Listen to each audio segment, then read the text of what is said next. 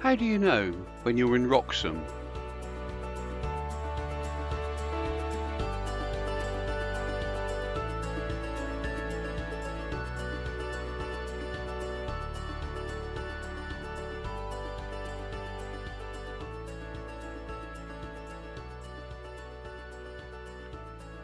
The Roy family have been in business in Wroxham and the surrounding areas since 1899, and they seem to be doing very well.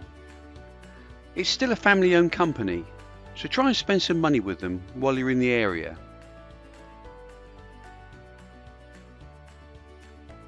We collected our boat from the Barnes Brinkcraft boatyard, and after being shown the controls, we set off upriver to Coltishall. This involves going under Wroxham Bridge, a very tight squeeze, and the man from Brinks took us under the bridge before handing the controls to us. Only the smaller boats can go under the bridge, so if you want to go upstream, be careful which boat you hire.